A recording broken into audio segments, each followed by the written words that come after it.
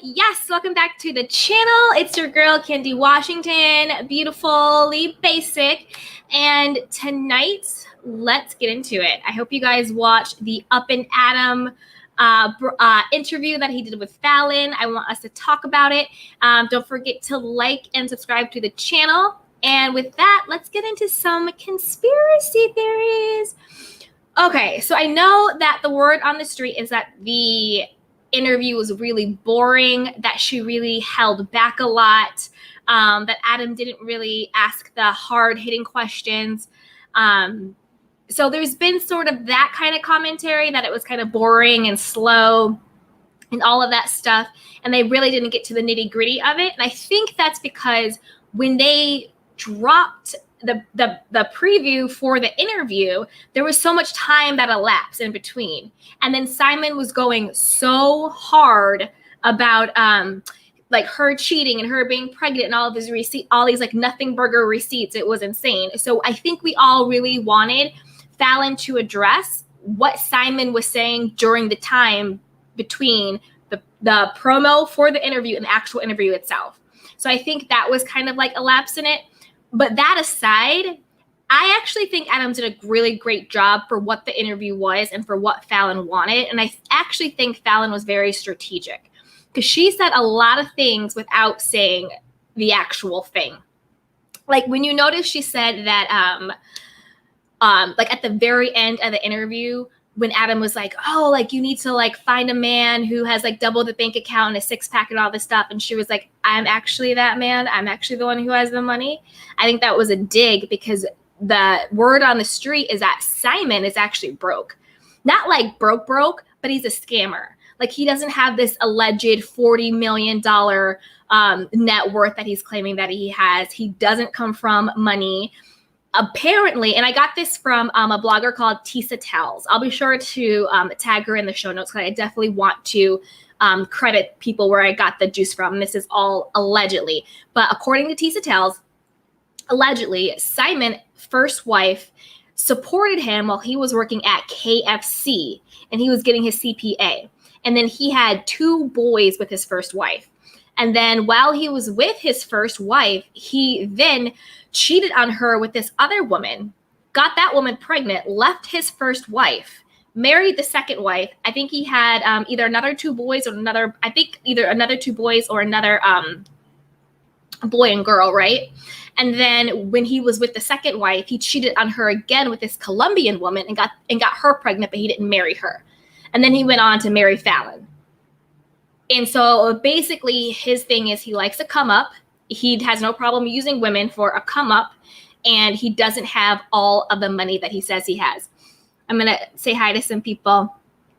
Hi, Kindred Brain X. Yes, I'm back. Love your new show. Thank you. Yes, thank you. Thank you for being back. And everybody who's in here, make sure to like, subscribe, and to comment. We are doing it tonight. We're doing I have a conspiracy theory that I cannot wait to share with you guys about it. Again, it's alleged. It's just my thoughts on it, but I have a conspiracy theory that I want to share with you guys, and I want to know what you guys think.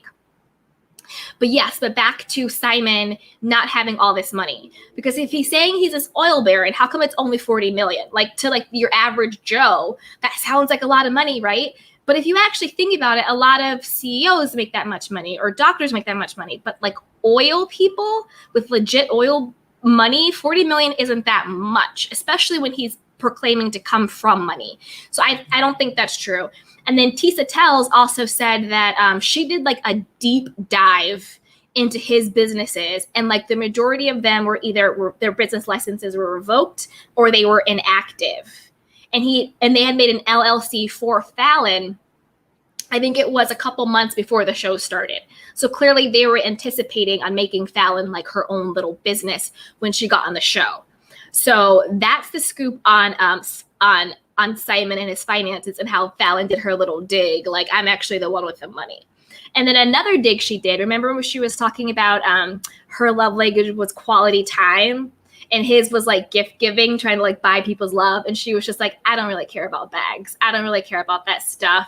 You know, like her, basically making it very known that Porsha is materialistic she's being, you know, bought by Simon and all this stuff. But if you notice, Simon hasn't really gotten her anything. Like, what gifts has Simon gotten Porsha? She was buying him watches and everything for his birthday. They went on some struggle vacations, but that was pretty much it. So who knows what is really going on there? But she was just like quality time, because clearly Simon has been dipping out. She said it in the interview that he in therapy pretty much admitted to cheating. He talked in third person, which was really creepy and freaking weird. Simon doesn't get caught unless Simon wants to get caught. Okay, Simon is a psycho narcissist run for the hills. So when it came to Fallon's tears, this is what I think about her tears. I think about her tears that she was crying for the loss of the children. I do think that part was genuine. I do think that she really, at her core, will miss those boys and miss those kids. And that's what she was really crying about. But I also think underneath those tears was like some slick, either one thing, I'm really happy I got rid of, I got rid of Simon, and Porsha's about to find out who this narcissistic scammer fraud is. So that was one part. But my conspiracy theory is, hey Darren Hood, hey. But my conspiracy theory is this. So, you know how everyone is saying that Porsha is the mastermind behind everything? You know, she wants his bag, she wants his money, she wants to, you know, take Fallon's place and all this stuff, and she's just looking for a come up, which I think is true, but I actually think Porsha is the one being played in this whole thing. There is a part of me that thinks that Simon and Fallon are in on this together. I think they came into this as this married couple. He bought a house that he clearly cannot afford. That's why he's trying to sell it now. He literally bought it right before they started filming. And now he's selling it. So clearly he couldn't afford it because he's trying to flip it now. She didn't do as well on the show. They didn't ask for a peach. It seems like she wouldn't be asked back. And so they cooked up this scheme, and they were like, who can we get? You know, who's on the show that's definitely going to hold a peach? Who can we get that's desperate enough to be taken for a fool? And it was Porsha. So this is my conspiracy theory. I think Simon and Fallon came together. I think they hatched up this plan, and that they're duping Porsha. I think Simon always wanted fame. You know, you can have your little scammy money, but fame is its own type of addiction and its own type of drug. So I really think that Simon wants fame. And so since Fallon didn't really, you know, achieve whatever peachdom it could be, he then was like, well, we need to get a scandal. We need to get somebody who is a peach holder. Because if you think about it, at the end of Fallon's interview, then she was like, oh, well, now I have this skincare line, and now I'm doing this, and it's just going to be all about me and all this stuff, and like kind of smirky. And also remember when Simon posted Fallon's full promo video that she did with Up and Adam on his Instagram as a promo. What man that is divorcing you and engaged to your friend is literally posting up your full 60-second promo video on an expo interview? That is some low-key promotion.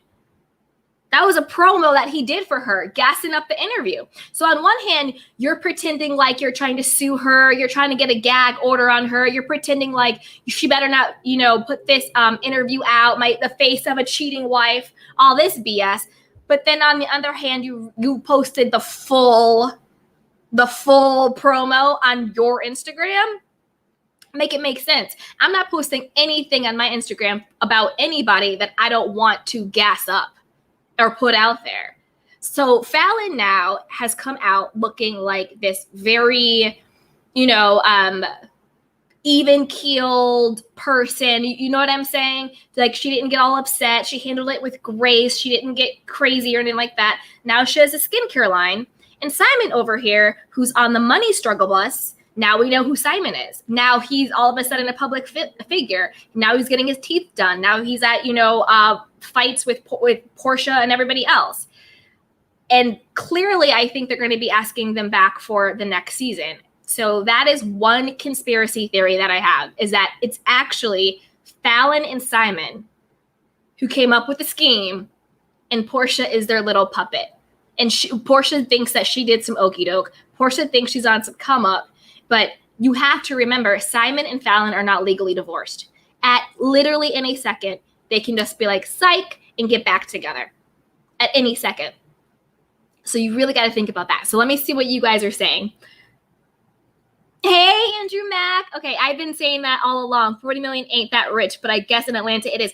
Yes, exactly. $40 million. I mean, to some people and some things, it's rich and it's doing well. But when you put it in context with certain levels of wealth, and when you put it in context with old money, and when you put it in context of oil money, $40 million doesn't make any sense. And also, we found that on like Google. Like we were Googling this, like where are the actual documents that he even has a viable business in America? And even if his money is all in Nigeria, that doesn't really make sense either. He has to have some type of viable company, some viable way to make money in America too, because wasn't he a businessman over here? Like, wasn't that how he met Dennis? Remember? Him and Dennis were doing business in America, not Nigeria. So what business were they doing when none of his businesses really seemed to be legit or to be active? And $40 million in that context is not a lot of money. So I agree. Hey, Kinda Brain. Yes, she has some digs. Yes, she did. She had some really slick, highbrow digs that she had in there. You know, when she was talking about like with the therapist and basically calling him a narcissist, with the love languages, how she's an artist, how she can't be with the kids, and like all this stuff. She had some really slick, subliminal, read between the lines digs. And I actually really liked the way she did it. It was very strategic. She was able to say what she wanted to say without coming out and say it. She kept it classy. She kept it highbrow. All of that. So I really did like the way that she did it, but that's my conspiracy theory. It may not be right, but then there's another part of me that's just like, no, Porsha is dead wrong. She knows exactly what she's doing, and she's super, super grimy, and she's gonna get the karma and the backlash that she ultimately deserves. Hey, P. Hey, Candy and crew. Hey, hey, hey. Narcissist he is. So sad for the kids. And if he loved Porsha, he would have got divorced first. Sad. Yes, I agree. Like, if this isn't, you know, that was like a fun conspiracy theory, but you know, back down to basics. If this is not an actual, you know, thing between him and Fallon that they set up together as this couple for their own united come up, which would be shady, but at the same time, like, okay, who cares? It's really so down and dirty the way he moved. Like, you don't make this woman go on a reality show. She is your wife. She's looking after her 3 kids and your 5 kids. And then you go out there and you be on Instagram stunting with her castmate / friend. And Porsha was dead wrong, and she was lying through her teeth when she said that her and Fallon weren't friends. Fallon was introduced on the show as Porsha's friend. Both Porsha and Fallon had already said that Porsha and Fallon had known each other through Dennis and Simon. Dennis and Simon were friends. They were homies. They were in the club. I don't know what they were doing together, but they were together doing that. And they met. And then they brought the girlfriend, Porsha, and the wife, Fallon, as a little couple. So they knew each other. She was in this woman's house. She was all in her face. She was taking photos. She was laughing and kikiing. She was in their pool. You don't do that to someone. And it's like, let's just say devil's advocate, right? Devil's advocate. Porsha and Simon are really in love. Okay. Let's just pretend that's true. You don't have to move this grimy. You can keep it behind the scenes. You don't need to be on Instagram. You don't need to be posting things. You don't need to be taking shots. You don't need to be doing a smear campaign on the wife of the man that you're sleeping with. You are sleeping with, engaged to a married man, and you think you have a right to say anything about his wife? who was your friend, it's ridiculous. And we also need to flip it, right? All of these Porsha stands, if Fallon had gotten with Dennis and was all over Instagram talking about love wins, this is my man, this is love, I'm going to stand beside him, doing all that stuff, could you imagine what would happen if the tables were turned? First of all, Porsha and Dennis were never even married. They're not married. They're not. And they weren't even together at that time. But could you imagine if Fallon came on that show as Porsha's friend and then literally the next week was on Instagram being like, Dennis is the love of my life, we're engaged? It would have been even more crazy. So Porsha really needs to chill. Hey, guys. Hey, Foodie. You guys, that's my sister. Hi. Thank you for joining. Woo-hoo. Porsha, yes. Sounds about correct. Exactly. Porsha is so grimy the way she's moving. So grimy. Hey, Wanda Johnson. Okay, but Candy, first season Housewives only make a few thousand per episode, like 2,000 to 3,000. So that's not enough money to sustain them. No, I get that. I'm not saying that they're gonna get enough money to sustain Simon and Fallon. No, I'm not saying that. I don't think Simon's goal is to sustain them on the Real Housewives salary. I think Simon's goal was fame and notoriety. And because I don't think Dennis was paid, but like we didn't know anything about Dennis, and look how big his hot dog business boomed because Porsha thought he was all extra rich and all this stuff, and it turned out that he really wasn't. So I don't think that Simon and Fallon wanted the money that they would be making necessarily in the paycheck, but the exposure, right? You know, think about it. Fallon's coming out with her skincare line.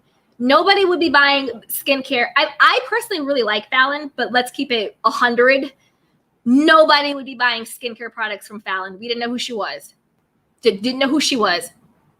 Nobody would be buying skincare products from Fallon unless it was this Housewives debacle and all this press, and unless she was on the show. So I don't think they're trying to sustain themselves from a Bravo check. They're what they want. The come up is the exposure and the access to other people and places that being on that show gives them. They can go on there and promote their businesses. They can go on there and promote their side hustles.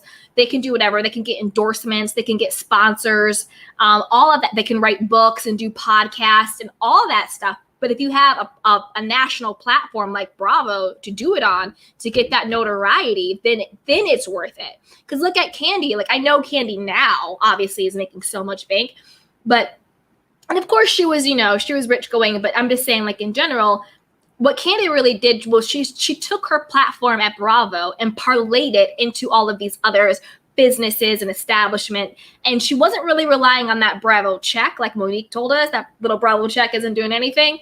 But she used the platform for her benefit as the foundation to build on everything else. So I think that is what Simon is. I think Simon might be running out of money and he wanted some press and some notoriety and a come up. And I think that's really what it was. It wasn't so much about the Bravo check itself. Hey, Desiree Blackett. Wow. I know. Wow, right? I agree with that. Hey, Wanda Johnson. Dennis and Simon were cheating partners. Yes, I agree with that 100%. But Dennis didn't know Simon's side piece was Porsha. Y'all, what are you stupid? Yes, I agree with that 100%. Dennis and Simon were both grimy. They were both doing their thing, slinging their little hot dog dinglings all around Atlanta. And then Simon tried to come up with the come up. And that's another really weird and interesting thing to think about and to talk about, right? Porsha literally is the pass around. Dennis and Simon are friends.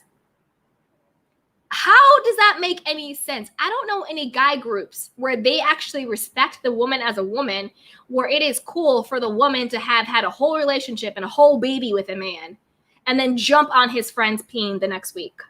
his married friends peeing the next week. And remember they had those weird like Mother's Day like ha ha ha smiley photos, which were really creepy and weird. I think Dennis loves Porsha in the sense of like she's a good time and she's the mother of his kids. But to me, it says that he never had any deep, true love for Porsha. Because I just don't see a man who had a deep love, I mean a real man love for a woman, being cool with her being engaged and sleeping with his homie at any stage. Because I'm the same way. If I've truly loved a guy, if I was really dating a guy and we broke up for any reason, even if we're still friends, and he is like, I'm going to go get engaged and have sex with your friend. No. Like I'm getting heated just talking about it. It doesn't make sense. But if I was with a guy and it was a fun time, it was cool, you know, it was what it was, we have a good time. And then he's like, oh, like, what's your friend doing? I personally wouldn't care if the guy did that because I never actually really liked the guy. We were just using each other for what we were using each other for. However, I would side eye my friend because that's when it becomes about a loyalty between two people thing. You know what I mean? It's like, even if I don't want him that way, the fact that you're my friend and you know we messed around and now you're going to be with him, even if I give you the blessing, I'm always going to side eye you a little bit differently. So yeah, it's crazy. It's so weird. Hey, P. This feels like Tamar and David thing a little bit. Ooh. Oh, was it Tamar Braxton and then her African boyfriend who like wouldn't commit or something like that? Refresh my memory on that. Let's talk about that because you're right. It does have that same exact semblance of what happened with them. Hey now, no. She is gorgeous though. I think her skincare line would definitely sell, but you're right. This definitely helps put it out there with exposure. Yes, I had my little fun conspiracy theory, but the reality is I really like Fallon. I think she's a cool chick. She seemed down to earth. She seemed very genuine. She's a beautiful girl. Like, I definitely think she would be someone that I would hang out with. I like her. She has a beautiful body. She has beautiful skin. She has great fashion sense. Better than anybody on that cast. Let's just keep it all the way 100. She had the best fashion sense out of everybody there. And she is gorgeous. And I think it will sell. But again, like, would she be where she is to put out a skincare line if she had not been on the show? And in general, but in particular, if this whole drama hadn't popped off with Simon and Porsha. Because even though she was on the show for that season, she wouldn't have been put on the map. We wouldn't be talking about it. There wouldn't be all these interviews. There wouldn't be all these lives. It wouldn't be this whole to-do if it wasn't for that Porsha and Simon mess. You know, she could have been a friend of, came and went. But now with the whole Porsha and Simon thing, it took it to a totally different level. So yes, I think she's great and beautiful, and I want her to succeed, and I want her to do her thing. But the exposure of not just the housewives, but of the scandal has taken it to a completely different level. And I don't think that Adam asking her the question on the interview was a mistake or a surprise. Like, I think that was clearly planned. You see what I'm saying? I don't think he was like, oh, by the way, what are you working on? Like, come on. She wanted to talk about her skincare line. Food D says, hey, P. That's right. Let's show the love. If you are liking this video, be sure to like and subscribe and share. Send a cash app if you want. Not necessarily, but I love the support. And yeah, comment. Let's have a kiki and let's talk and let's get it in. And just, I want to say thank you to everyone who is watching. I appreciate you. Now that's what they're supposed to do, use the platform for exposure. Yes, exactly. I agree 1,000%. You have to use the platform for exposure. Think about the people who's really gone on to success. That's what Candy did. Lisa Vanderpump used the platform for exposure. Bethany Frankel did use the platform for exposure. That is exactly what you're supposed to do. And I'm not knocking that hustle. I'm just saying that's what the formula is. And that is a reason to create drama. That is a reason to create a scandal, because that is the incentive for them to keep you on the show, give you a bigger role on the show, and all of that stuff. I mean, think about it. I don't know if Fallon would have been asked back if it was not for this. And maybe she's coming back, maybe she's not, but she's gotten such a level of exposure from it. And Simon too. Like, nobody was checking for Simon Guobadia prior to him holding it out with Porsha. Nobody was checking for him. And nobody can find his actual businesses. What does he do? Like, what is his actual businesses? Like, let a girl know. I'm confused. No, that was good, Wanda. I loved it. Yay, I love you guys are chatting. Hey, TTT. Watching the Bahamas BS. Watching from the Bahamas BS. Well, thank you. Thank you. Hi from the Bahamas. Love it. Hey, now. That's the sick part and confusing as well. How is it to mess around with both of them? Exactly. With both of them when they're friends and one of them is actually marrying her. It makes no sense. That is what I am saying. That is what I'm saying. Like, it doesn't make sense. Like you are two friends. You're Dennis and Simon, right? You're two friends, you're two homies. You out there, you do your dirt in the street, you road dogs, you buddies, right? And then all of a sudden, your friend, your married friend, is now engaged to your baby's mama. Where they do that at? I mean, that is even boggles everybody's mind. And he's saying he's okay with this. You know what it is? It's because Dennis never really loved Porsha. Let's put it out there. And I don't think Dennis ever had any intention of marrying her, because if he had an intention of marrying her, he would have. Point blank. They already have a kid. Everything was already out there. If Dennis planned to marry Porsha, they would be married. They're not married, so that tells you exactly what it is. So yeah, so he was never really in love with Porsha. And then also, I think Dennis is kind of like, I've moved on, because isn't he dating Megan from one of those like love and hip hop shows? She spells her name really funky. It's like Megan or something like that. So I think he's dating her from one of those love and hip hop shows. So Dennis is already out there with his side pieces, with his side chicks, with all these other women. He's like, good, leave me alone. Stop trying to dig in my pockets, Porsha. Not my problem anymore. So that just shows you he always viewed Porsha as a jump off, not as a wife. Because if you really love this woman, there is no way you're cool with your homie smashing it. You're not. I'm sorry. You're not cool with it. P, the restaurant business is interesting. Owners love to party. We all love to party, but yeah, the restaurant business is interesting. And speaking of the restaurant business, I'm actually, I'm looking forward to see Candiace's show, because Candiace's show is it's like the Black Vanderpump Rules of Atlanta. So I'm excited to see that. Oh, I have another conspiracy theory. Are you guys ready? So how Candiace's restaurant wasn't passing the inspections and all that stuff, right? Like, you remember how the restaurants they were getting like C's and they had to close and all of that stuff. I think someone has been calling in to sabotage Candy. And allegedly, and by allegedly, I mean, this is my conspiracy theory, I think it's Nene. I think Nene has always been intimidated and insecure by Candy. I think Nene is very, very bitter about the fact that she did not get her spinoff show for Lanithia Lounge, but Candy got her spinoff show for her new restaurant. That's basically going to be like the Black version of Vanderpump Rules. They're going to have like young staff coming in, and it's going to be like the drama in the restaurant, the personal drama out the restaurant, and then smatterings of like old lady gang coming in and doing all that stuff. So it's basically going to be the Black Vanderpump Rules.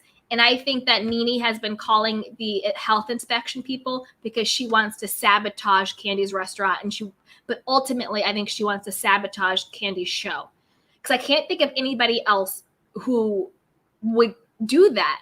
And the fact that they're having all of these random pop-ups, Like, yes, I think she needs to first of all, yes, I think she needs to get everything up to code and everything up to snuff. But running a restaurant is very, very hard. It's a very difficult business, and there's a lot of moving parts.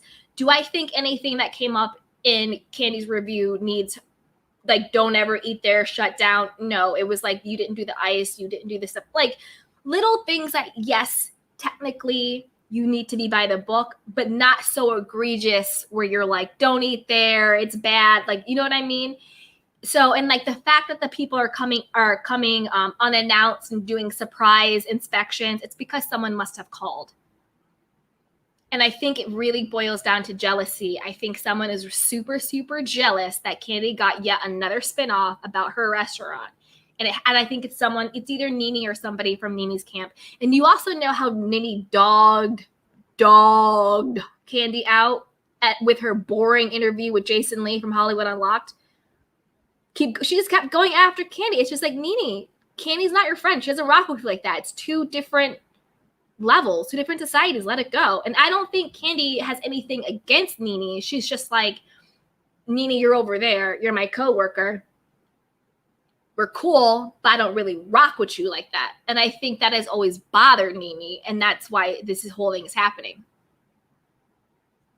Hey, now, I think Dennis actually used her for exposure as well. Yes, 100%. And to promote his businesses, plus the money he gets from the show. So he made a nice penny off of her.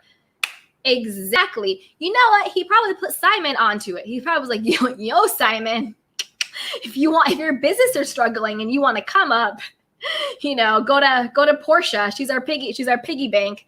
I agree 100%. Dennis definitely, oh, sorry, that was my refrigerator. Dennis definitely used Porsha for a come up. He was now like the Atlanta hot dog man and all this stuff. He definitely rose. I mean, I don't find Dennis attractive or anything like that, but I definitely think that once you are a guy and you're on this show and you're being presented like, oh, like Atlanta's business guy or whatever, he's with Porsha, who, like, I don't know if she built her body or whatever, but he's with like this starlet, this reality starlet that feeds thirst, right? Like, you will have the thirsty thoughts after you. That is what the recipe is. You're on a reality show, you're smashing one of the hot girls on the show. That breeds thirst from thoughts. It breeds it. And yes, I think you're right. Dennis did use her for exposure. We would not be talking about Dennis if it wasn't for Porsha in the show. We wouldn't know about Dennis and his hot dogs and his alleged bestiality situation. Like, we would not be talking about him if it wasn't for Porsha. That's why I said I think Portia's the puppet. Porsha thinks she's a mastermind. Porsha thinks she's coming up with all these guys. But at the end of the day, Porsha is the one that ends up, I know it doesn't sound like I'm a Porsha fan. I'm not a stan. I'm not a fan. I only dislike her for the Fallon stuff. Other than that, I'm kind of impartial to her. But if you notice, Porsha is always the one left alone. She thinks she's having a come up. She thinks she's getting a bag. She thinks all of these things. And at the end of the day, she's still left pushing 40 years old, twerking with a YouTube, with a Insta, what, you know what I mean? It doesn't make any sense. Like, Porsha, like, you had so much potential. What's going on? Now, that ain't my friend then. If you're willing to sleep around with somebody I was in a relationship with or even talking to, we will never be friends. That was an imposter. LOL. Yes, I am the same. I am exactly the same. I don't care if me and the guy weren't even seriously dating. If we were messing around and you want to look me in my face and call me a friend, but then you want to go smash him, you're not my friend, and you never were. It shouldn't even cross your mind. Those lanes should never cross. It's gross. And I'm not being sexist when I say this. Not by any means. I think, all people are equal. But I do think it might be a little different for men and women. I don't know. I'm not a man, and I do not mean to be sexist or misogynistic or any of those things by any means. But I do think that sometimes guys might, I mean, it's called a pass around for a reason. Like, guys might pass around girls like that, but again, it's not really your friend, and it's not a girl that you value. So I don't know. P, yup, exactly. Sounds familiar to me also. Yes, exactly. P, it was messy drama. He had somewhat of a shady business background. He was very controlling. Yes, it was very messy drama. He definitely has a shady business background, and he is controlling. Because you remember when Fallon was invited to the girls' trip? What was it, to North Carolina, with the whole Bolo thing went down, and how Simon wanted to come and she had to travel with him? So that's one of two things. One, Simon wanted more camera time, or two, he is super controlling, and that's a really bad narcissistic abusive trait. Like, why did he have to come to the girls' trip with them? Why couldn't he just let Fallon go? So he's either being super egotistical and he wants more airtime, or he's being super egotistical and narcissistic and controlling, and he doesn't want his wife out of his sight, but yet he leaves her on Valentine's Day, yet he goes and leaves her for months and days with other people, yet he wants to cheat on her, and all this other stuff. So I think Fallon's what do you call it? Demeanor into more during the interview was one of two things. One, she was just like, I'm over this man. He's been a headache. He's abused me enough. Porsha, he's your problem. Or, wow, we got you. Here's my skincare line. Paige is coming. Hi, love you. Hi. I love you too. Yeah, so you guys in here, if you're loving the content, like, subscribe, and share. Yes, we are doing this. Now, that's great. That's true. Great fashion. You beautiful too. Aw, thank you so much. I appreciate that. But yeah, Fallon, I mean, she was sitting in that white outfit. She was sitting, and she has great fashion sense. I mean, some of the girls on the show, no. And I think with the Real Housewives, I want them to either end the series or reboot it in a different direction, because now they're trying to get who is it, light skin Keisha, right? Light skin Keisha from Love and Hip Hop. I'm so confused what direction they're trying to go with the franchise. How are you taking light skin Keisha from Love and Hip Hop on VH1 and acting like that is the archetype for the Real Housewives on Bravo? I'm so confused. I think someone behind the scenes has to be trying to sabotage Atlanta, because it doesn't make any sense. Why are you bringing in Lice and Keisha from VH1 to Housewives on Bravo? What they should do, if they're going to keep the show, is get either a new production team, because the problem isn't casting, because casting don't cast themselves. Production does the casting. So if you want to fix casting, you have to fix production. So I think they need to either get new producers or get fresh talent behind the scenes who can actually get affluent, Black, wealthy women. Not even Black. We can open it up. Fallon's biracial. We can open it up. But let's get some true affluent, rich women on the show. Some true ladies of leisures. Because if you really look at it, none of them are really married like that. Cynthia got married and divorced twice on the show. Candy is now married. Nene got divorced and then remarried. Porsha got divorced and then the hot mess of dating. Like, where are the actual housewives? Where are the actual ladies who leisure? Where are the women who come on the show, yes, for exposure, because maybe they have a side hustle, but they don't really need it? You know what I mean? Like, I want to see that. I want to see that escapism again. I want to really see that luxury again. Like, that's what I really want to see. TTT. This whole Simon, Fallon, Dennis, Porsha quadruple is ODD. Oh, is odd. Is odd. All seems like a reality show in a reality show. Kind of Trumanish. Yeah, it is. It's like a reality show within a reality show. Within a reality show. And then also with everything they do on social media, like all the stunting they do with like Instagram and like all that stuff. It's too much. It is. It's like a reality show and a reality show. And Simon, Fallon, Dennis, Porsha, it's like, it just, I don't know, on a gut level, it just sounds real nasty. Okay, guys. Hey, now.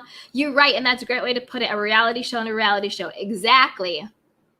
Hey, Fawnberry. Hello, I'm new to your channel. Hi, well, welcome. Everyone is welcome. Yes, let's have a kiki. Hey, Obsidian, you need your own TV show. Your intelligence is only eclipsed by your beauty. You are a remarkable speaker. Aw, thank you. I really appreciate that. Yes, and everyone who's out there listening, I would love my own TV show. So hit your girl up. Like, let's manifest it. Let's speak it, name it, and claim it. Yes, thank you. Thank you so much. Next one. Now, hit the like, everyone. She's doing great commentary. Oh, thank you. Yes, everybody hit the like, subscribe, and share. Let's do this. I'm new to these YouTube streets. I just started doing lives this week, actually. So yeah, so just support and I'll support you back. Let me know how I can support you too. Now, nobody checking for Simon still. They're really not. I mean, he's really become a joke. Did you guys see his new teeth? His little, like, his big, massive teeth. It's a lot. It's a lot. And then the face tune is so real. It's too much. But Simon is a joke, and I'm waiting for the real tea to drop. I think that there are deep, dark skeletons in Simon's background in his closet. Something to do with his businesses. And I would even say something to do with like an ex, either an ex-wife or an ex-girlfriend. I bet you a lot of stuff is going to come out the woodwork. Soap opera, Young and the Restless. More like Passions. It is like a soap opera because it's so ridiculous and over the top. Like, I remember when the news broke with Simon and Porsha, and I thought to myself, this has to be a joke. This has to be a joke because no way is this woman this dumb. And not to call names, I don't like to call people names, but like, no way is this woman this trifling. Like, how does she really think that we are supposed to co-sign this? How are we supposed to co-sign this? Like, there are levels to this. There has to be a bottom to your petty. It has to be. It's insane. Hey, Signature Queen, I love your look. I love your face. Megan from BGC. Oh, that must be Dennis's new girlfriend, Megan. Yeah. Oh, from Bad Girls Club. Okay, so Megan from Bad Girls Club. Yes, that is Dennis's new girlfriend. So he's not checking for Porsha. Hey, P, me too. Yes, me too. Hey, now, very true. He was there to be seen, not to be with Porsha. Exactly. Dennis was there for his own come up. That's why he was goofy laughing in that Mother's Day picture, because he doesn't care. He's like, yeah, I got mine. Now you get yours. That's basically what he looked like. I got mine. Get yours. I don't care. I'm doing my thing. See ya. Use it for a come up. P, I think so too. Yes. Yes. Michelle Williams, I heard Schoolboy was calling in. Schoolboy's calling in where? He ain't call. She's not calling. Is she calling into here, or is she calling into All About the Tea tonight? Which I will not be watching. I am not supporting Monica the Avatar.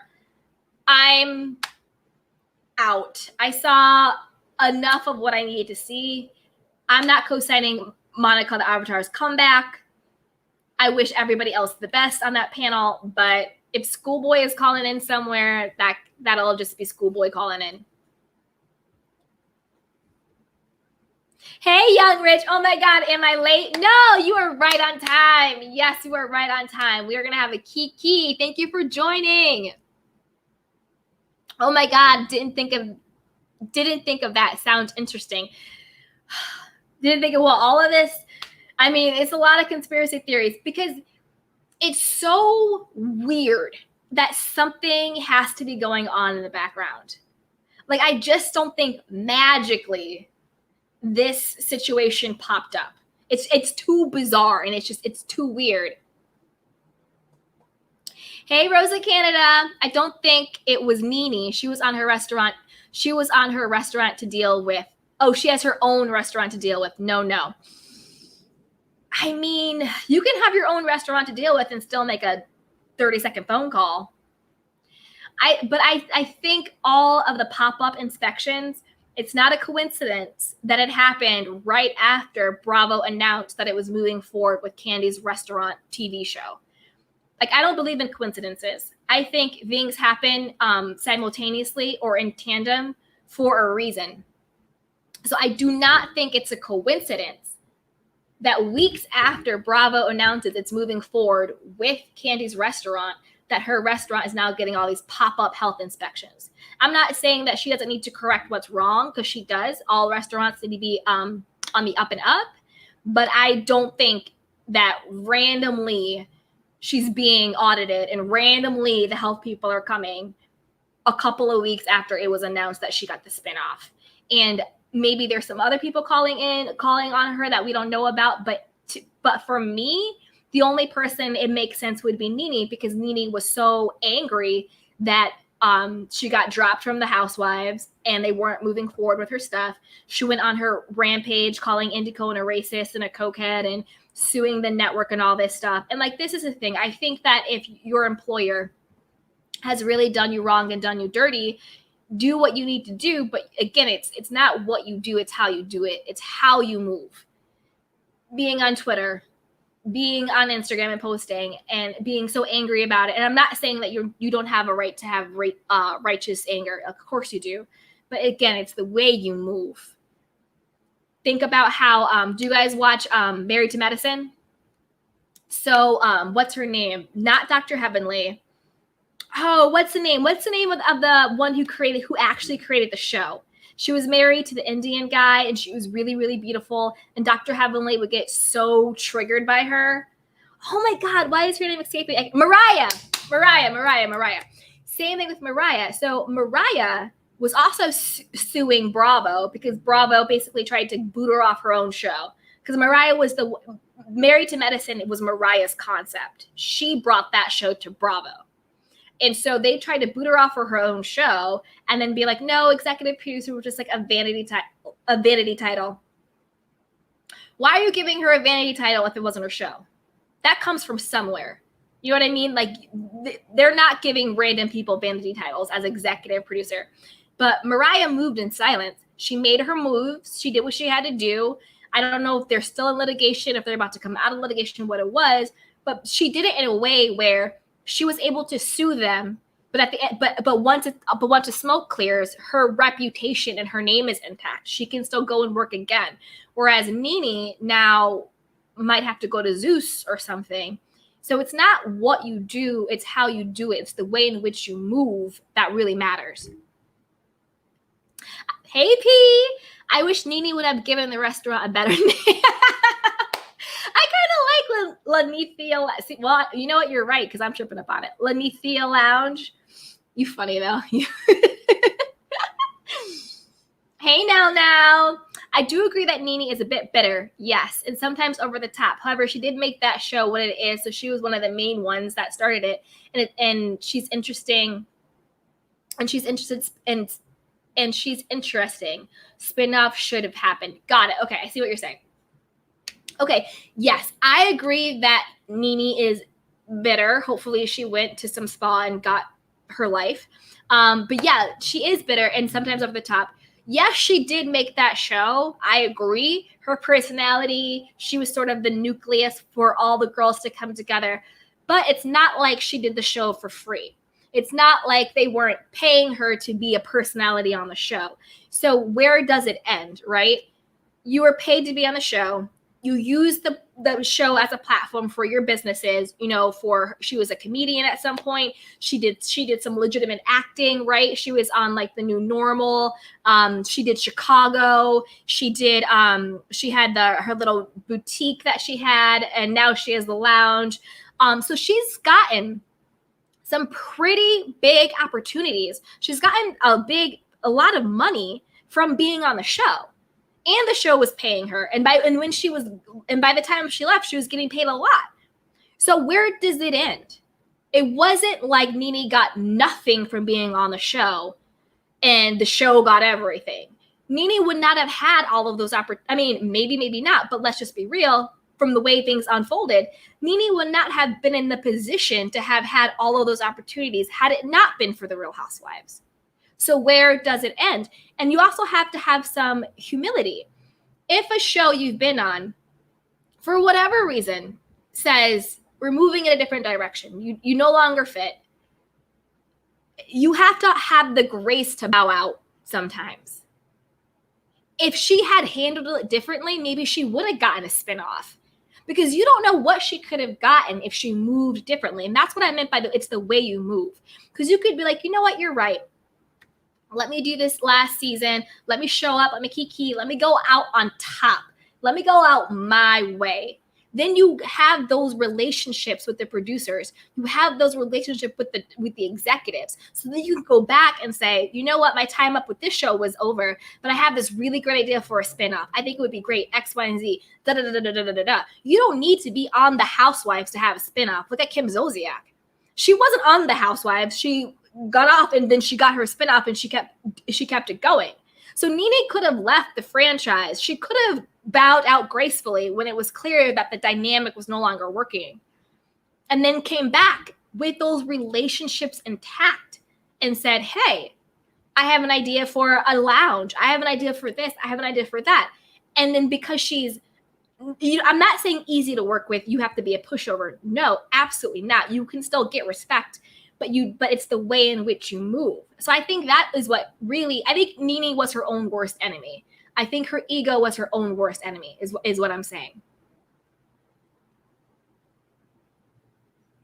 Hi, Bernice! Bernice Jackson, like in the movie Beauty Shop. Yes, like in the, exactly. You ain't sleeping with my man. Exactly. Hi, beautiful Bernice. P, exactly. They didn't say rodent droppings were found at Blaze, so she's still good. Yes. I don't think there's any reason not to eat at Blaze. Because perfectly honest, to be perfectly transparent, what they found at her restaurant, that's probably what you're going to find at the majority of restaurants and joints, unless they just had an inspection and had everything done together. I mean, I'm not co-signing any type of, unhygienic things or whatever, but come on, it wasn't that deep. Somebody was calling it on her. Yes, young skinny. Okay, debate time. Okay. He says, I feel like Kandi is the reason for this new down the barrel direction of Atlanta. Oh, okay. She brought in the racist LaToya, and she bringing in some light-skinned Keisha. She wanted to be love and hip hop. Well, damn, Young Rich. Well, damn. Wow. I mean, I didn't like LaToya at all. And then the fact that it turned out she was saying those racial slurs to Fallon, that took me over the edge with that. That was just a little bit too much. And I didn't like LaToya. LaToya was trying too hard. And LaToya was like a flying monkey. She was just everybody's mouthpiece. She didn't have her own agenda. She didn't have her own objectives. She was just everybody's mouthpiece. And I tell you this, I think Porsha fed LaToya all of that nasty negative stuff that she said to Fallon at Fallon's house. Because why was LaToya bringing up, oh, yeah, anybody can marry a guy like this, and, oh, things are going on in your marriage, and blah, blah, blah, and all that stuff. Where would LaToya get that from? And why would she go so hard for Fallon, who basically said 10 words and didn't really do anything? I think Porsha was already doing her thing with Simon, and she fed LaToya that. So instead of Porsha saying all that stuff to Fallon, she got LaToya to be her mouthpiece. But debate time, what you said. Okay. You feel like Kandi is the reason. Man, I don't know. That's crazy. If that is the reason, that is crazy. Because they should just, okay, let me put it this way. If that is the reason, Kandi, from one Kandi to another Kandi, if you ever watch this is what you should do. Don't convert Real Housewives of Atlanta into Love and Hip Hop. Executive produce a new show for Bravo with young, up-and-coming girls, a little bit more sassy, like the girls from Love and Hip Hop, but not as ratchet and not as combative, if that makes sense. So almost like a Baldwin Hills almost type of show for Bravo. That is what I would do, Kandi. That is what I would do. But that's a good question. And let me know what you guys think in the chat. Do you think it's Candy's fault? Do you think it's Candy's reason for the demise of the show? Because she's bringing in all these young girls that are kind of nutty. Hey, Pages Coleman, love you. I love you too. Yes, yes, yes. And let's show some love. Let's get in the chat box. Let's like this. Let's subscribe. Let's do this. Boop, boop. Now.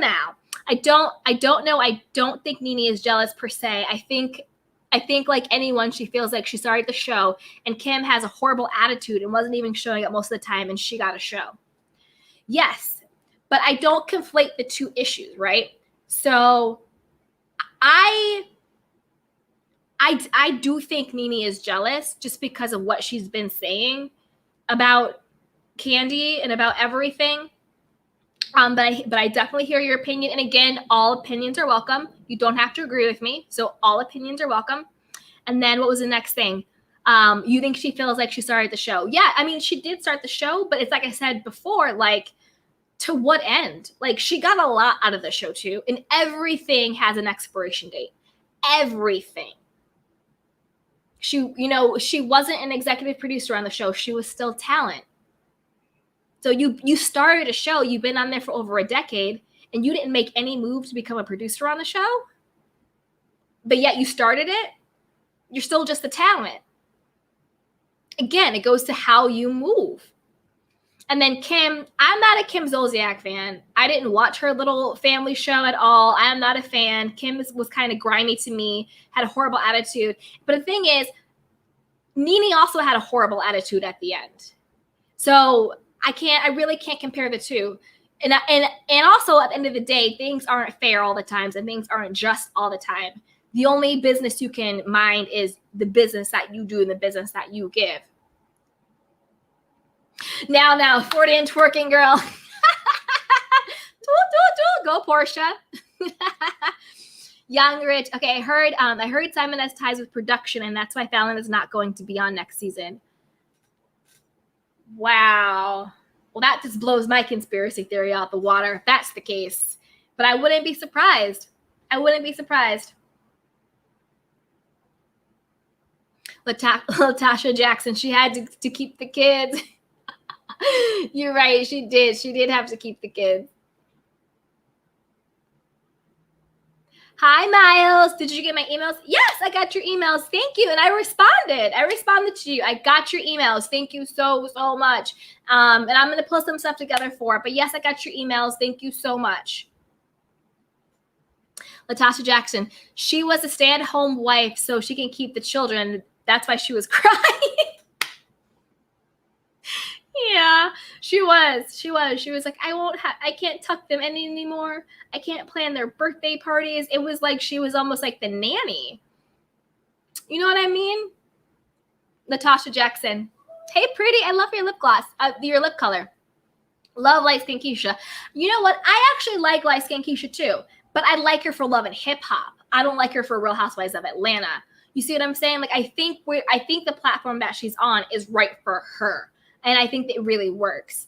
But I actually really like her too. And I think she does like the cooking stuff on YouTube and things like that. I like her too. Now, light skin Keisha, that's just weird. I don't even know how to take that honestly. It just doesn't seem like it's a fit. I don't know. Exactly. I agree. Light skin Keisha is not a fit for this particular show. I like her. I'm happy she's on TV, but I like her on VH1. I like her on Love and Hip Hop.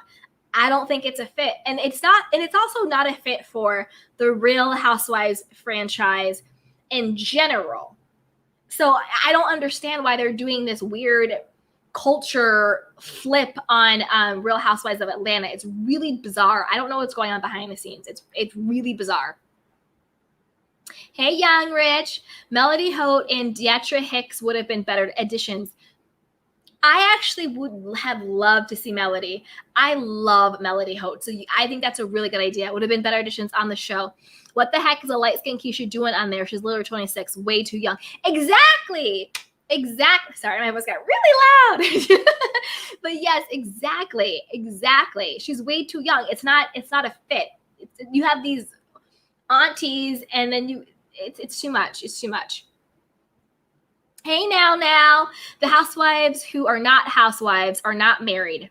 Exactly. Just like the basketball wives who are not married or associated with anybody who plays basketball. Thank you. Thank you.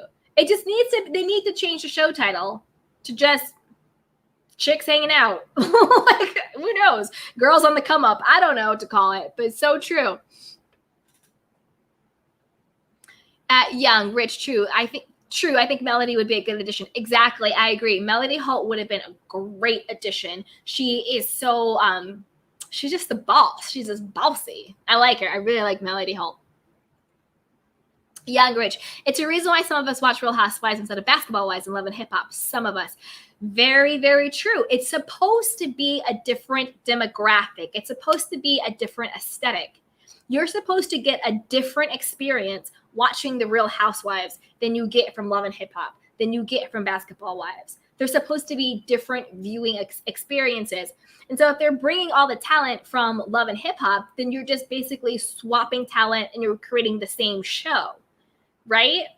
They're supposed to be unique viewing experiences, but clearly they're not. So who knows?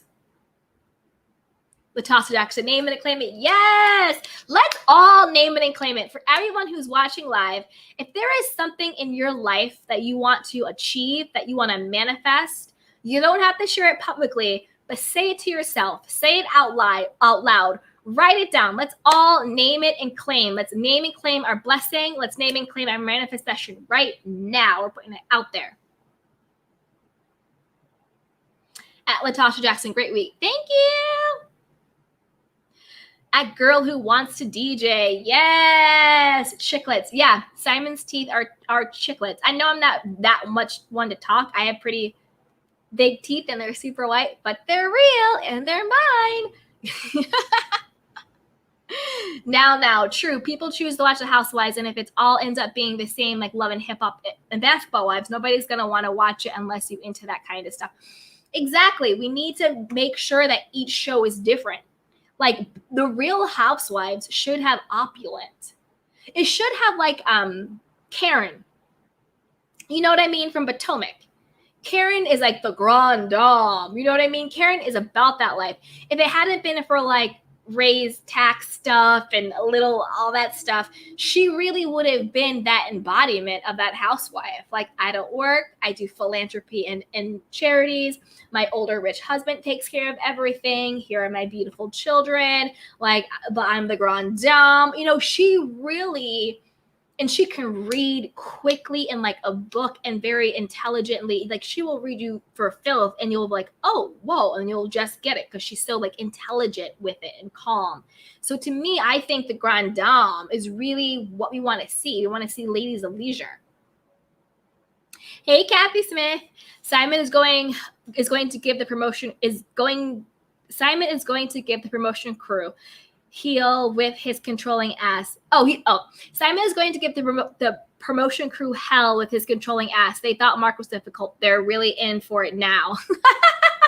Yes, Kathy, that is true. Simon will give the production crew hell, because think about it. He didn't even want Fallon to be able to go on the girls' trip by herself. He was micromanaging that. And also, did any of us think it was weird that Simon was at the pool party? I know when I have my girlfriends over and we're at the pool and we're hanging out, I don't want my man to be first of all, the only man there, and secondly, watching all my friends in their bathing suits getting wet with their little donkey booties or stallion butts or whatever it is. No, like, why didn't he bow gracefully? He should have came, hi girls, I'm Fallon's husband, Simon. Enjoy the pool, enjoy the house. Let me know if you need anything. I'm gonna go back inside and watch basketball with the boys, or I'm gonna go back inside and do whatever. Why was why was Simon all up in all of the women's faces? Right? That shows you right there. Not chiclets. Now, Eccentric Queen, love the pic. Woohoo! Yes, Eccentric Queen. I love the pic too. Beautiful, beautiful girl. Beautiful woman. Hey, Outlet Tasha Jackson, I'm sick of all about the tea. It's cold. Yes, it is very cold, and it is spilt. We're done. I'm over all about the tea. Like enough. Monica Avatar can have several seats. Hey, Young Rich, she said she ain't coming up in here. SNG 777. I won't be watching as well. Yes, exactly. I'm not going to be watching All About the Tea. I'm done. I unsubscribed months ago. The way they did Plez was so dirty. Schoolboy showed her butt. The bishop, we all know the bishop likes the woman bash. He can do whatever he wants. Marcella, bless her heart. Yeah, so I'm not supporting All About the Tea. I've seen enough. Hey, at Nadine Graham, Monica is doing too much. Yes, Monica is. Exactly. She's doing too much, but yet not enough. Like what she really should have done when the whole thing went down was, well, actually, to back that up, she should have just called Plez back. And then none of this would have happened. She could have kept getting her bag and exploiting that panel for all the money that she was making. And it would have been cool. And we all would have kept on keeping on. But she let her own ego and her narcissism and the need to control everything get in the way. And that's why she fumbled her own bag. And Monica is doing too much. And her stupid reply, Monica sets the record straight, tells all info, breaks her silence, spills everything. Shut up, Monica. First of all, you came back on with an avatar. You lost me. I had about 0.01% of interest in hearing what you had to say, and that was gone the first 2 seconds you show up with an avatar. And then you had Dr. Griffin, who was Jamal Bryant's side piece, having sex on church retreats as your interviewer who was reading from a script. Monica, miss me with everything, Monica. At Latasha Jackson, Nene, call it in at Candy. Yes, she is. I do think she is. I don't put it past Nene to do that because, okay, remember when Nene and Cynthia had their big falling out, right? And it was something, and Cynthia had her like wine store opening, and Nene came with some like cheese and crackers or whatever, and she had this card that she had being like, I love you, I support you, or whatever it said. And then remember when it got leaked to Love B. Scott, to his blog, and then Nene came back and was just like, no, I don't leak things. I never talk to bloggers. I would never give it to B. Scott. I don't know him like that. I'm not friends with him. I don't talk to bloggers. Remember all that? And then Love B. Scott came out and dragged Nene for filth, and it was like, Nene is lying. It was her camp that had sent the information to him, and that Nene was leaking stuff to him all of the time, and that she did the bold-faced lie. So if Nene is willing to submit stories and information to YouTubers and to bloggers and to Love B. Scott, and then turn around and lie straight up and say it wasn't her, only to be exposed that it was, I don't put it because she was pissed off with Cynthia, I don't put it past her to call about Candy, who she's clearly intimidated by and is jealous of, and had a new spinoff about a restaurant. I don't know. Hey, Center Queen, it just happened so fast. Yeah, everything happened so fast. We couldn't process anything. Hey, at Nadine, way too much. Yes, she's doing the most. Yeah, let's get the next. Okay. Hey, Nadine Graham, I totally think someone is coming for Candy. Yes. I agree 100%. Someone is totally coming for Candy, and I think it's Nene. I could be wrong. It's all alleged. This is just my opinion and commentary, but I think the person who got butt hurt the most was Nene. Hey, Young Rich, I honestly feel like DeMonica and Wiley are a perfect fit, more than the panel, now that she can finally be the nasty, toxic, poisonous demon she wanted to be. This is exactly what she wanted. Whew. I mean, I'm not going near that channel. I don't want the energy. I don't want to catch a vibe.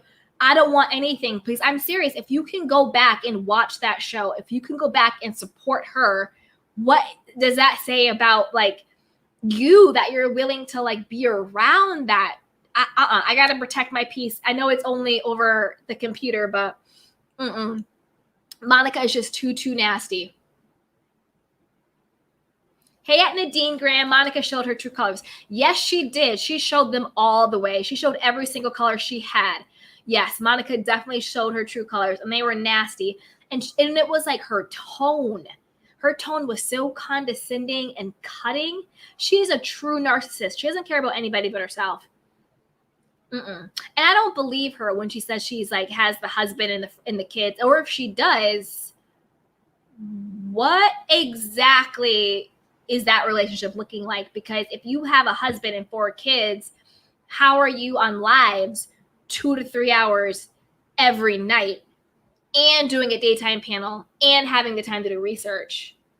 Like, when do you see your family? I don't get it. Hey, at Beverly. Hi, glad I made a live. Yay! Yes, welcome. Everybody, welcome. Yes. Hey, Nadine. I love Married to Medicine. Me too. Although, what did you think of this season, though? I kind of stopped watching halfway through because I got really bored. But I usually really do love Married to Medicine. But this season, it kind of fell off for me. Oh, Mariah. You don't like Mariah? Why? I like Mariah. I felt like she got a little played. I felt like they played her a little bit, but I really like Mariah. Bernice Jackson, Mariah. Yes. Hey, beautiful Bernice. Yes. Now, Mariah. Yes, Mariah. Yes. Hey, Piet Nadine. Monica went to the beef sector in the Section 8 of YouTube to resolve this issue. She better watch her back. No, I know. Because you know what? I don't think it's over.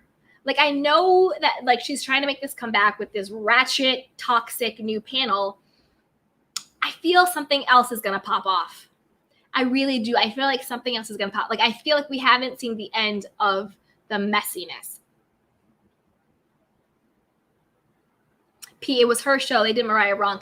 Exactly. It was Mariah's show, and they did her very, very wrong. Nadine said, P, very true. Exactly. Not the Section 8 section. Y'all silly. Y'all is so silly. Hey, Miss Bernice, how you doing? Mariah made chess moves and Nene made checker moves. Exactly. It is all about how you move. And it's being humble enough and secure enough in who you are to know what your season is and when the season is for you. Like, if you are in that, and I don't mean like show seasons, I mean the season of your life or the season of what you're doing. If your season to be in something is over, cut it and cut it gracefully and then make your next move. Nene shot her own foot. What's the saying? You cut your nose and spite your face? That's what Nene did. Hey, Center Queen. One thing about the Married to Medicine situation, it should teach Black people to be more protective of our creative property. Yes, we have to protect our intellectual property 100%. We need to get the right lawyers in place. We need to have the right contracts in place so they don't think that they can take our stuff and play us. Yes, I agree with that 100%. You got to copyright your stuff.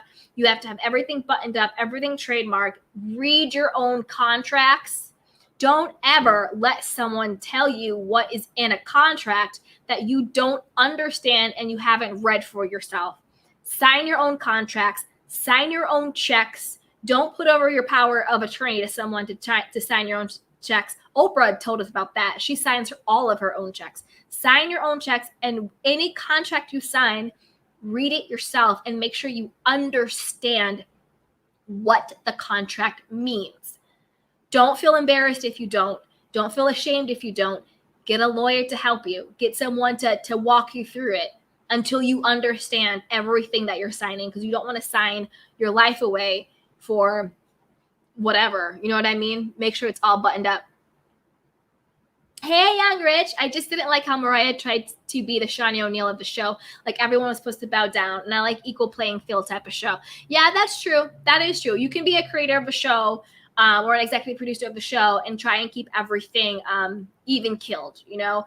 But I also feel like on shows, there's always an HBIC, right? There's always an HBIC. Even on the show now, you know, without Mariah, some people would say it's Dr. Jackie. Some people would say it's, well, I guess they just say it's Dr. Jackie, right? So I think when you have those type of dynamics, there's always an HBIC, and they always think that that person has more pull with production, or are more of a say, or they're looked at upon more favorably. But like in these dynamics, in these friendship groups, there's always a queen bee. But I agree with you. Equal playing field is better. At least have it equal. Everybody has equal stakes, and then let the games begin based on that equal footing. So yeah, I do agree. At Bernice, that part. Yes. Hi, Miss Bernice. Yes. Hey, yeah, Richie. And she called Heavenly Love and Hip Hop, but got beat up by Toya by the pool. Yo, you shady. You are shady. Yeah, they did. They go at it. But now they're friends. Now they're cool. Hey, but why did Kim get a spinoff over everybody else? You know, I don't know. It could have been politics. It could have been race. It could have been a lot of different things. I mean, I don't really know. It could have been, honestly, I don't know. Maybe she had better representation. Like maybe her agent was able to get her a deal better than the other people's representation could get her a deal. I don't know. It could be a lot of things. But I mean, but I didn't watch the show, and I don't like Kim. And I'm not necessarily saying that she deserved the show, but the show did go on for like 8 years. But actually, I take that back because they probably should have taken it off the air like 5 years ago. So you're right. I don't know. I don't know. Hey, Nadine. Nene's downfall is when she started resenting the fact that she needed the show. She wanted the show to be just a jump off to real stardom for her. Yeah, exactly. Because remember when she thought she was becoming this like A-list actress, when she was doing like The New Normal in Chicago and all this stuff, and like what happened with that, right? Like what happened with like, because she was getting like, I'm not knocking it at all, she was getting legitimate gigs. Why did that stop? And remember, she kind of like left the show and then she came back and all of that stuff. She kind of did, you know what, she's kind of like giving me Bethany vibes. Remember when Bethany left the show? Oh, I don't need the housewives. Oh, I'm so above it all. I'm Bethany. I'm B. And then 3 seasons or 2 seasons later, whatever it was, Bethany was back on the show, eating some humble pie, but still acting like she didn't need the show. Bethany, if you're so high on your horse, why'd you come back? Because you needed the show again to jump off the other projects that you now have going on. So they need the show to some certain extent. I mean, some people at the end of the day won't need it once they reach a certain level, but like, why did Nene's star start to fall and not rise to her potential? Because she was getting gigs. So what happened there? Hey, Nadine at P. I don't know why everyone is trying to drag Candy. I don't know either. I really like Candy. I really like her. She is a boss. I like her. I don't think she's the most salacious or out there, but I genuinely enjoy Candy. I like her too. Eccentric queen. Disclaimer, LaToya may be Canadian, but we ain't all like that. That is so true. No, Canadians are not all like that. Yes. And all Americans are not like Porsha. So disclaimer as well. We are all not like Porsha.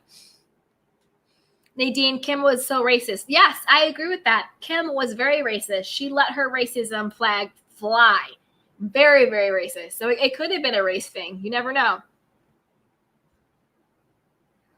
Wait, you guys. Okay. Right. Make her new spin-off show, The Love and Hip Hop. Yeah. Like let her spin-off show be all of that with like the youngins and the Love and Hip Hop and the Black Vanderpump Rules. Like let that show be that, but like leave the integrity of the housewives. I mean, after the whole bowl situation, the little integrity that the housewives still have, leave that intact. I agree 100%. Now. Right. She said, right. She kept going after her. Like, lady, why you stop it? And the woman did nothing to you. Exactly. Nene kept going after Candy again and again and again. And Candy isn't even checking for Nene because Candy actually has jobs. She's jobs. Hey, Miss Bernice. Right, exactly. Porsha was using LaToya. Yes, I didn't understand why she came so hard for Fallon during that scene. She came so hard for Fallon during that scene was because Porsha put a battery in her back and wound her up and sent her out there to go after Fallon. And you need to look at Porsha's face during everything like, yeah.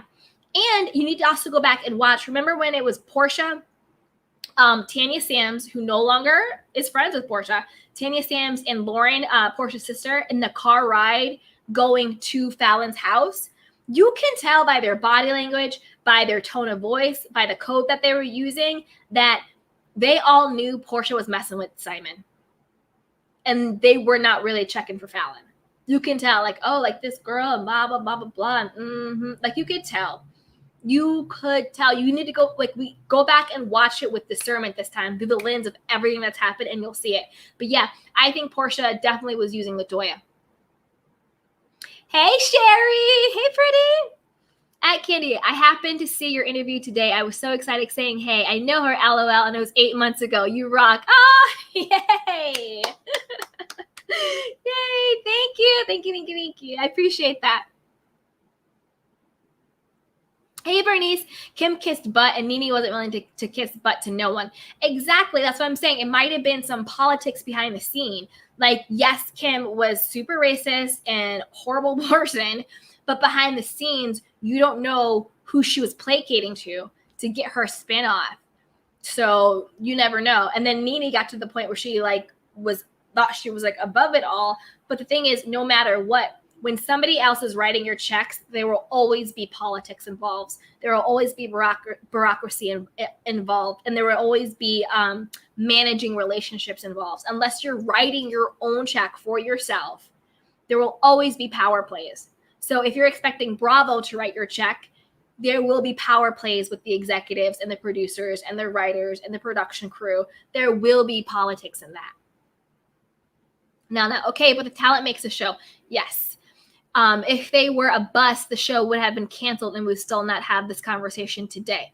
No, true. I do believe that the talent makes the show, but production is in charge of finding the talent, and production is in charge of maneuvering the conversation around it. Because if you think about it, yes, we have a talent, but the last seasons of Real Housewives of Atlanta, it was all about Bolo basically for the entire thing. So the talent created something, but production is the actual people who had the power to edit and to change the narrative and to say what we're going to keep, what we're not going to keep, and all of that stuff. And production is the people who put the pool of talent together. So production are the ones who will ultimately say whether or not LaToya comes back or light-skinned Lakeisha joins. You know, Candy can nominate them, but at the end of the day, production is the people that are the ones that hire the talent.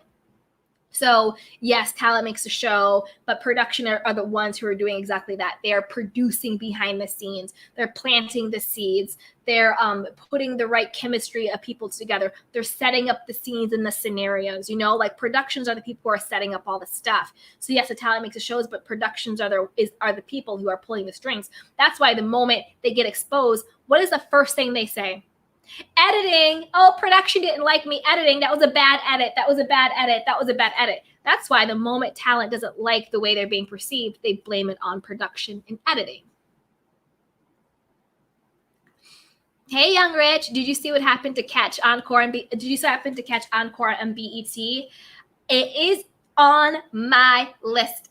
I promise you. And we will have a kiki. I promise you. I promise you. I promise you. We will have a kiki on it. I promise. P, chicks hanging out. I mean, think about it. All of the quarantine seasons, just chicks hanging out. Chicks hanging out. Lady Tia's t-shirts and design. Hey, beautiful. Happy Friday chat. Thank you. You too. Happy Friday chat to you too. And for everyone who's out here who's watching, please share, like, and subscribe. Lady TSC already claimed. Yes, queen. Yes, that is what I like to hear. Lady Tia's t-shirts and designs. You're making it look easy live. Glad you're comfortable at this point. Enjoy your weekend and keep up the good work. Beautiful. Great commentary. Thank you. Thank you. I appreciate that. I appreciate your support. Everyone have a beautiful and blessed weekend. Yes, yes, yes. We'll wrap it up a little bit soon, but I want to make sure I get to everybody's comments. Miss Bernice. Hey, Miss Bernice. Simon was scoping out Porsha during that scene. They hooked up way before January. Yes, I agree. Simon was looking at Porsha like he had already hit it.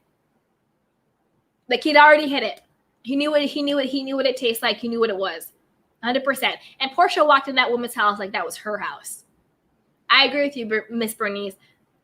Porsha and Simon were definitely smashing, if they can even smash. I don't know what that would even really look like, but they were definitely doing their thing way before January. 100%. 100%. No one can tell me otherwise. No one. And do we think Porsha's pregnant? I go back and forth with this. Like maybe, like, I don't know. I mean, time will tell. Time will tell. Lady T's, let's help Candy get monetized. I'll be helping watching your video hours. Okay, good night. Yay! Mwah! Thank you, Lady Tia. Yes, I want to get monetized. Like I started doing lives this week, and now I am obsessed. We will be doing Young Rich. I will be doing Encore. Don't worry. I will be doing Encore.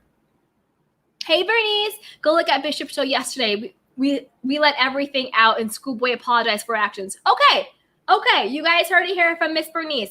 Go look at Schoolboy's show. Go look at Bishop's show yesterday. They let everything out. I'm going to watch. I'll watch it. I mean, I'm not supporting anything Monica does, but I will go and watch Schoolboys. So thank you, Miss Bernice.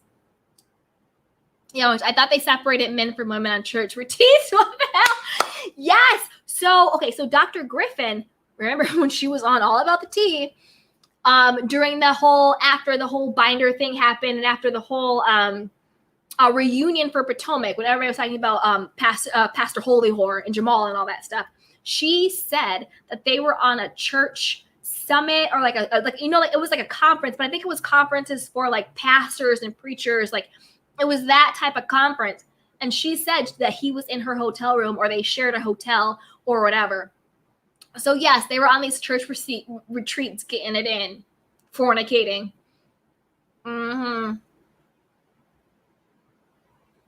P says, yup. Hey, Latasha, love Quad and Dr. Heavily along with Anila. I like Quad. I did not like Quad when she started coming for Mariah. I thought that was dirty. But it happens a lot though, because Mariah is the one who put Quad on. But Quad wanted to be Queen Bee and wanted to be the HBIC. And so the best way she thought she could do that was by dethroning Mariah. But I do like Quad's wit. I think she's funny. I think she can read. I think, I think she's a kiki. Dr. Heavenly, I think, is toxic. I don't like Dr. Heavenly at all. I think she is deeply insecure and a deeply wounded person. But the reason why I can't show her that much sympathy is because she's so mean to people, and her words are so nasty to people and so vile. But she's funny, so sometimes she kind of says really mean things. But she's like, oh, I didn't mean it, and all that stuff. Anila, I liked Anila. I thought she was a really good addition. Again, she's doing one of those things where it's like Toya brought you on, and now you're kind of turning your back on Toya. Like I thought it was a little shady that. And again, maybe this was production, but I thought it was a little shady that Anila, the moment she got on the show, she was trying to make friends with who's the tall one who's married to Scott, was in the army. Oh my God, what's her name? I can see her face. Anyway, she was trying to make friends with Toya's enemy on the show, Contessa. She was trying to make friends with Contessa on the show. So it's like, yeah, you can be friends with someone. You don't have to beef with someone just because your friend is beefing with them. But if I'm being introduced onto the show as your friend, I'm not going to go out of my way to become best buddies with a woman that you are currently beefing with. Just out of simple like loyalty, I wouldn't do that. So that's why I kind of side-eye Anila. At P, the section on YouTube, I was dying too. That was, y'all stupid. B, I like how Candy moves. Me too. Candy makes money moves. So from one kitty to another, teach me your ways. Money moves. Hey, Miss Bernice. Exactly. 100%. Get your lawyer, not your cousin, to look over every paragraph. Exactly. Make sure you have an entertainment lawyer. Your lawyer is competent. You understand everything that you're signing. Like, just make sure everything's buttoned up so nobody can steal your stuff. Hey, Miss Bernice, Jackie's an undercover BITCH, not the BITCH. Yeah. I mean, that's kind of the consensus. It's almost like she's been showing her true colors too. Like the way she treated Buffy, I thought was so wrong and dirty. Like, let's just give her the absolute benefit of the doubt that she wasn't being grimy and shady when she outed Buffy's fertility struggle publicly, A, to all the people in the audience, but B, also on the show. So to the people actually in the audience watching, not just people at the event, giving her the benefit of the doubt. Let's just say that she wasn't actually being grimy when she did that. The way in which she handled it afterward was disgusting. When you can see that your words have cut someone down that bad, to put someone in that place with such a vulnerable thing. Like, I'm not a mother. I don't know what that feels like. I don't want to be a mother, so I don't know what it feels like to want to be a mother and then can't be and lose children, like not children, like baby, like, you know, pregnancies and stuff like that. That is such a personal and raw thing to someone, to have someone that you trust tell your story on your behalf without your permission. It's just such a betrayal that Dr. Jackie couldn't put her own ego aside, because Dr. Jackie had to be right. So even though what she did was dead ass wrong, she couldn't be wrong. She had to be right.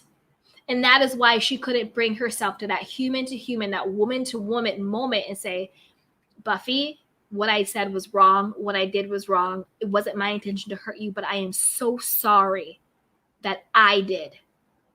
Rather than trying to blame this woman for having a very emotional human reaction to having your business put out there like that. So Dr. Jackie really showed us who she was. A center queen. I like Candy too, and I like her singing voice. LOL, don't at me. That's really funny. I know. Like I can't sing, so yeah. Young and Rich. But do you notice how every time Nene leaves, she brings a newbie down with her? The first time she left, Claudia left.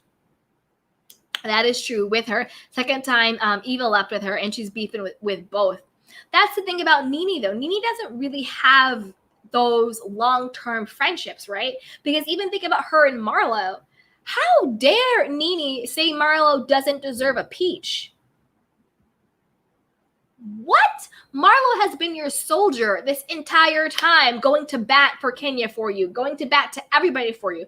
And the fact that Marlo chose her own position on the show over blind loyalty to you, who was doing the absolute most, now you want to come for Marlo's neck. Now you want to come for Marlo's bag. That is so grimy and dirty. And that is why Nene is in the position that she's in.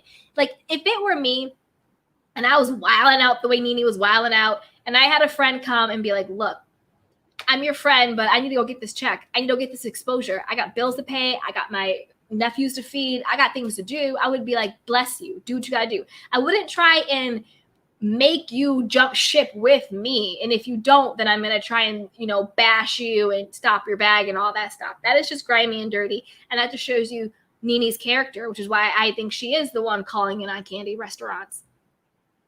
At Young Rich. Ha! Jobs. Okay, Pedro. She's Jobs. Did Sheree and Tyrone break up? I don't know. I have to look. I'll look it up. I'll look into it. I know that Sheree was over there in Nigeria. Or was it Uganda? Maybe it was Uganda. Wasn't she over there in Africa with like Simon and all those people? But Tyrone wasn't there. Tyrone probably couldn't. Tyrone probably couldn't travel because he just got out of jail. He probably couldn't travel. I don't know if they broke up or not, but to spend all that time with the jail boo just for him to get out of jail and break up with you, girl, shouldn't have been with him in the first place. It's Latasha. Hey, it's Latasha. Oh, wow. I received no kind of notification. I'll catch the replay. Oh, well then next time, hit the bell button. Hit the bell button to catch when we go live so you don't miss a beat. Lady Tia's t-shirts. Okay, I'm supposed to be gone.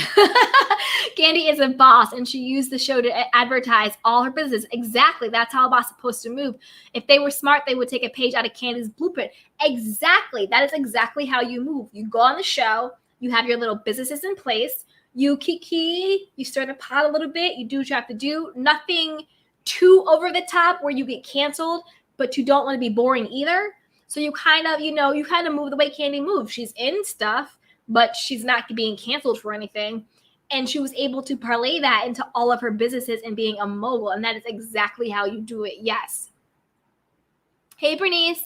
I don't know if Sheree's still with Tyrone. That's a good question. Yeah, it is a good question.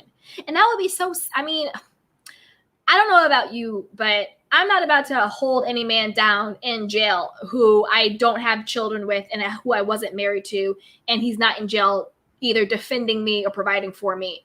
That's just how I see it. I'm not going to be booed up with someone in prison that because Sheree wasn't even with Tyrone when he went to prison, right? Didn't they get together while he was in prison? Like, Sheree, get some therapy, girl. Get some therapy. Lady Tia, Candy made the show work to her benefit. I love to celebrate Black women's success. Exactly. And that is what you're supposed to do. You know, that is what you're supposed to do. If you're on there as talent, you're supposed to use your talents on the show as a platform to parlay it into other businesses. Exactly. Hey, Miss Bernice, look at how Porsha, Lauren, and Tanya are dressed when they came to Fallon's house. That was just like thirsty hoes. Yes, they looked like they were going to like a thought trap house. Like, it was crazy. It was insane.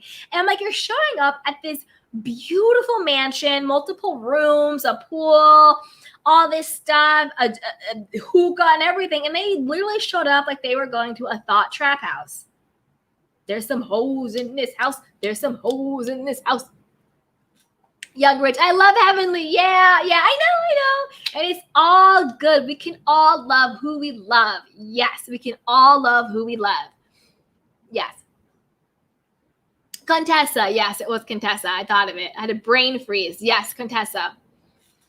She's trying to pay for that house to stay on the show.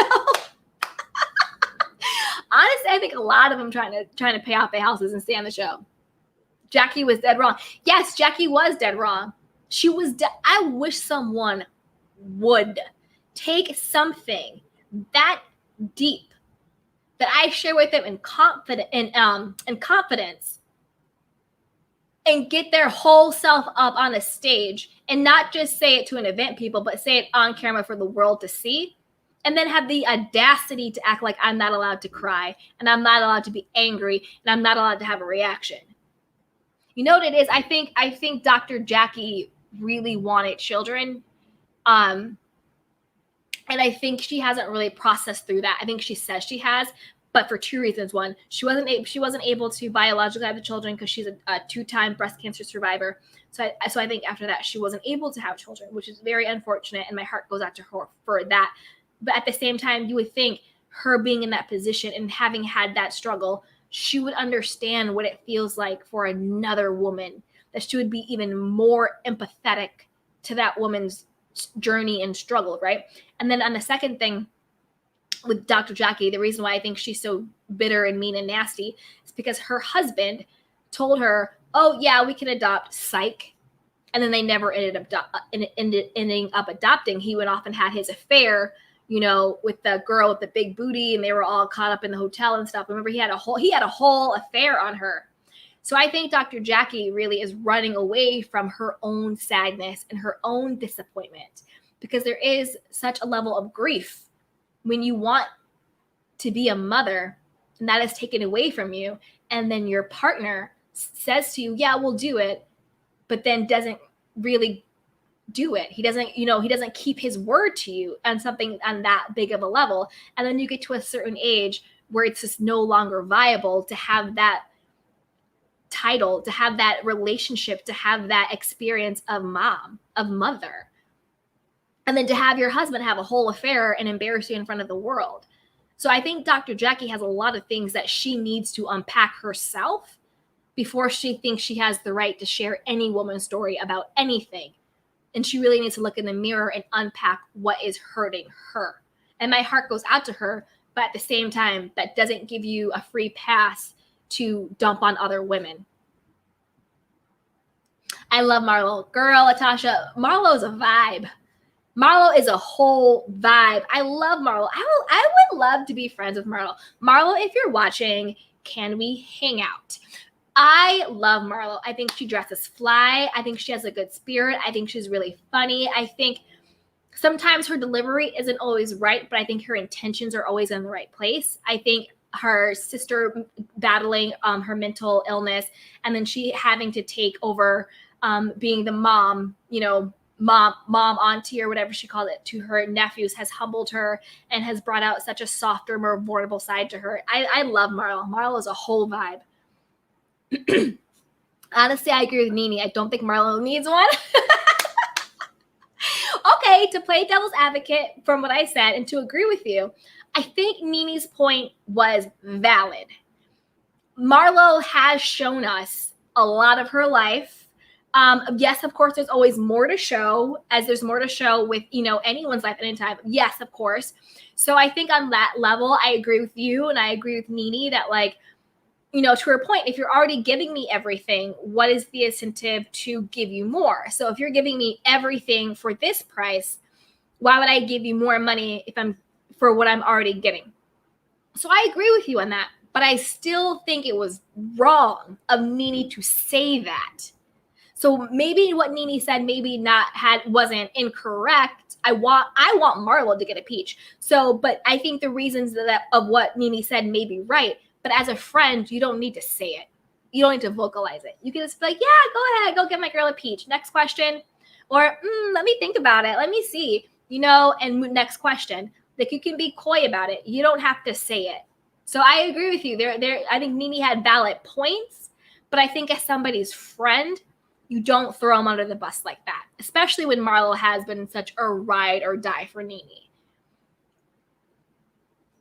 Hey, Center Queen, man, I love your lives, girl. I can't wait for the next ones. Thank you. Yes, there will be more. There will be more. It's Friday. I'm going to do some more this weekend. Now, it's me too. Ashley says so. In reality, BT are my faves. Ooh, okay. I'm gonna check them out. What days will you go live? I don't know yet. Let me get a schedule together. Like I said, you guys, today is my 4th live. I just started this week. My first live was like 11 minutes. And then I had a second one and then a third one. Today's my 4th one. So I'll be doing more. Let me get a schedule and let me get everything together so I can start putting them up for like upcoming events for everybody. So don't forget to like, subscribe, hit that bell icon.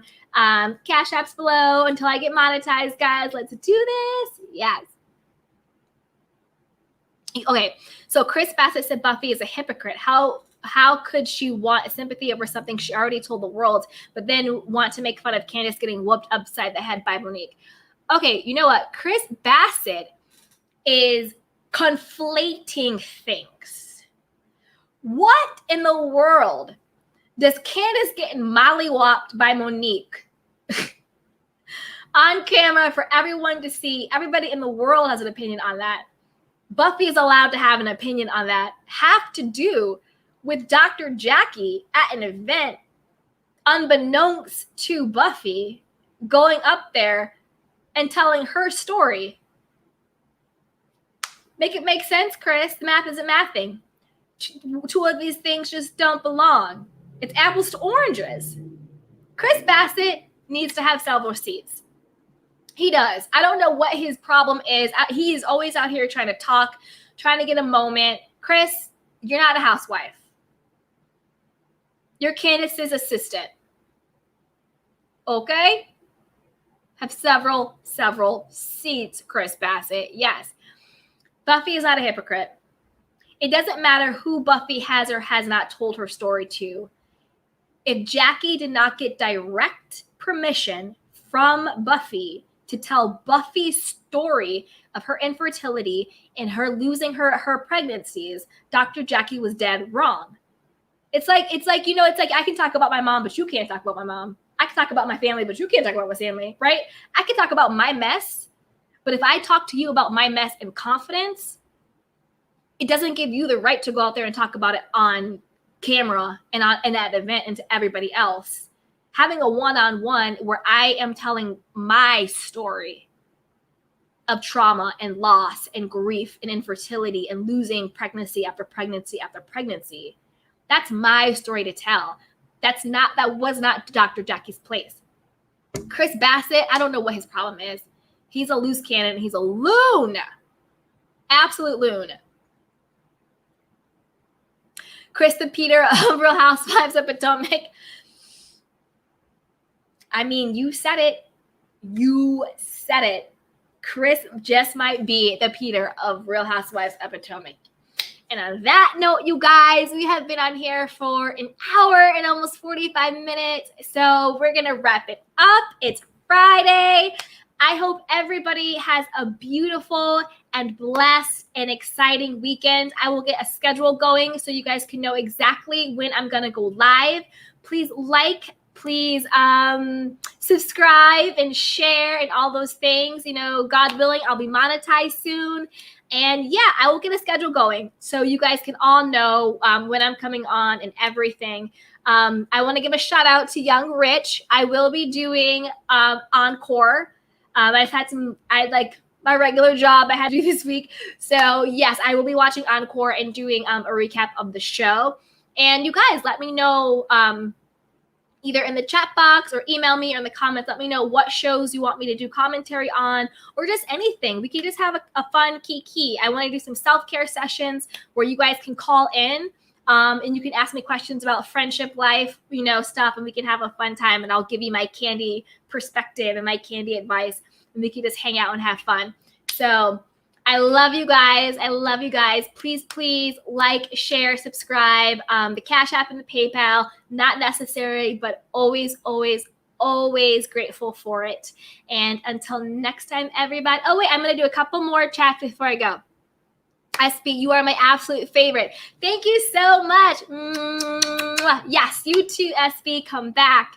Yay. You said great show. Thank you. Yes. Oh, wait until I get more into these YouTube streets and I figure out, like, I'm going to start bringing people in so we could talk and we could do fun sessions and everything. I'll do some videos. I'm so excited. Bye, Young Rich. Love your lives. Thank you so much. Yes, I'm going to get everything on schedule for you guys. And last but not least, Foodie. Awesome love. Yay. I love you so much. That is my sister. She's amazing and great. Thank you for all of your support. Okay, guys, I'm really off this time, but everybody be blessed, be safe this weekend, and have fun and enjoy yourselves. And until next time, lovelies, be well.